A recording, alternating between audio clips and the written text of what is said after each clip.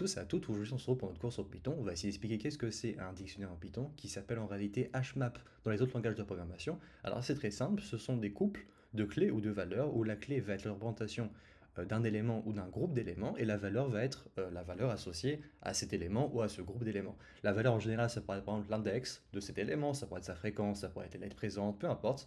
Ça permet de conserver une trace et de pouvoir l'identifier grâce à la clé.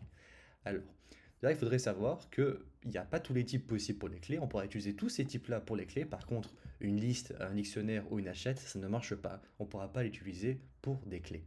Par contre, pour les valeurs, c'est beaucoup plus libre. On pourra utiliser des listes, carrément des dictionnaires, d'autres dictionnaires, des sets, beaucoup de choses. Par contre, en termes d'opération, tout est de haut de 1, sauf bien sûr itérer à travers l'entièreté de la HMAP qui sera O de n, où n est la taille de notre HMAP. Alors pour initialiser une HMAP, c'est très simple. Il faudra utiliser ce petit de parenthèse avec à gauche des deux points la clé et à droite la valeur correspondante. Pour accéder à une valeur dans notre dictionnaire, on pourra directement mettre la variable, donc le nom dans notre HMAP, avec a, donc qui est a ici, est une clé. Par contre, pour effacer une valeur, il faudra utiliser del, del comme delete, effacer en anglais. Si jamais on veut effacer et retourner la valeur, alors on pourra utiliser .pop. Si jamais on veut effacer une valeur, la retourner, et si jamais renvoyer un message d'erreur personnalisé si on ne trouve pas la valeur ou la clé associée, on pourra envoyer comme ça, directement en deuxième paramètre.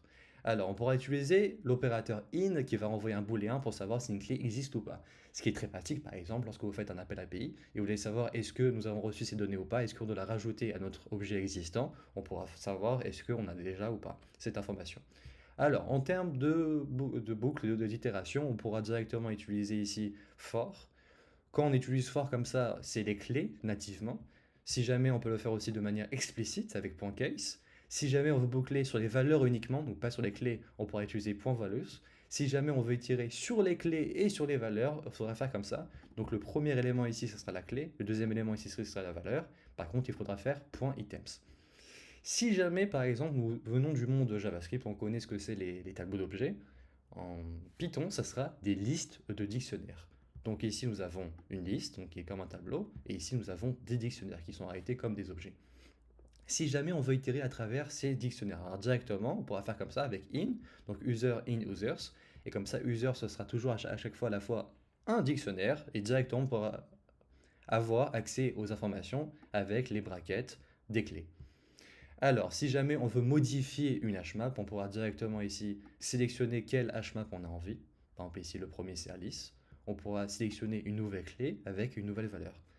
Si jamais on veut commencer à compter la fréquence de lettres dans une HMAP qui est vide. Alors, si jamais la clé n'existe pas encore, il faudra d'abord l'initialiser avec 1, et après qu'elle existe, on pourra directement faire plus est égal à 1, car on a déjà passé le cap de l'initialisation. Si jamais on veut sauter cette étape de l'initialisation, on pourra directement définir une HMAP avec la classe defaultDict. Comme ça, directement, on pourra faire plus est égal à 1, car lui-même, qu'est-ce qu'il fait? Il va initialiser toutes les clés qu'on a besoin. Donc ici avec int pour la valeur, pas pour les clés.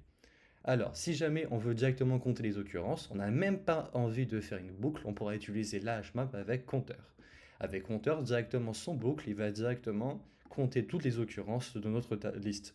Par contre, si jamais on veut modifier cette liste, pardon, ce compte d'occurrences, on pourra directement utiliser .update pour y rajouter un deuxième tableau liste. Alors, il y a quelque chose aussi qui est très important, c'est la compréhension. Là, la compréhension, c'est très simple, ça permet de créer très simplement des listes, des tableaux, des HMAP, des dictionnaires, peu importe, en une ligne. Par exemple, ici, nous avons un tableau de nums et nous allons calculer au carré chaque valeur. Donc ici, c'est la syntaxe, donc on va utiliser les parenthèses correspondantes à une HMAP, avec à gauche la clé, à droite la valeur, et encore à droite la boucle. Donc la boucle va permettre d'avoir les informations, et à gauche, nous pourrons créer directement notre HMAP.